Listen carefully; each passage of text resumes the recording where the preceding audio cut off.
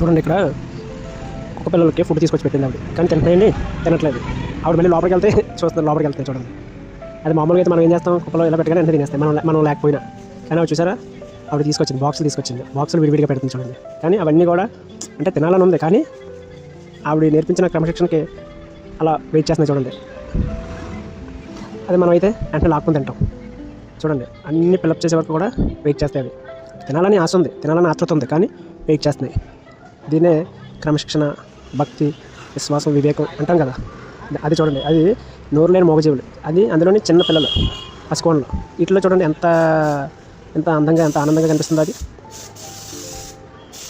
చూసారా, మొత్తం అన్నింటిలో పెట్టింది. మొత్తం అన్నింటిలో పెట్టిన తర్వాత అప్పుడు చూడండి ప్రేయర్ చేస్తుంది ఆవిడ, అంటే దైవానికి ప్రేయర్ చేస్తుంది. భగవంతుడా, మాకు ఆహారాన్ని ఇచ్చావు, ఈ భూమి మీద ఉన్న ప్రతి జీవికి కూడా ఇలాగే ఆహారాన్ని అందించి, మేము నీ శక్తి మాకు కావాలని భగవంతుడు ప్రార్థిస్తుంది చూడండి. దాంట్లో ఆ ప్రార్థన కోసం ఆ పిల్లలు కూడా వెయిట్ చేస్తారు, అలా ప్రేయర్లో కూర్చున్నాయి చూడండి. ఒక్కటి కూడా తింటలేదు చూసారా.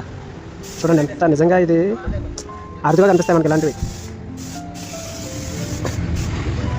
ఇలా మనం నేర్చుకోవాల్సినవి ఇవన్నీ కూడా. మనకి ఎంతో గుణపాఠం నేర్పించే వీడియో ఇది. ఇప్పుడు తింటున్నాయి చూడండి, ఒకటి ఇస్తూ ఉంటే. అదే మన మనుషులు అయితే ఏం చేస్తాం, ఎక్కడైనా ఏదైనా జరిగినప్పుడు, ఏదైనా కార్యక్రమం జరిగినప్పుడు చూడండి ఇక్కడ మనకి దృశ్యం కనిపిస్తుంది. అది ఒక క్రమశిక్షణ లేదు, ఏమీ లేదు చూసారా. మాకు కావాలి అంటే అయిపోతుందేమో అని ఒక పూట మహా అయితే ఇబ్బంది, కానీ ఆకలి ఎవరికైనా ఆకలే. కానీ క్రమశిక్షణతో తింటే అది ఎంత ఆనందంగా ఉంటుంది. అంటే అన్నీ తెలిసిన మనుషులు అవివేకంతో ఉంటున్నారు. ఏమీ తెలియలేని నోరు లేని జంతువులు వాటి జాతిని బట్టి నీతిని అనుసరిస్తున్నాయి.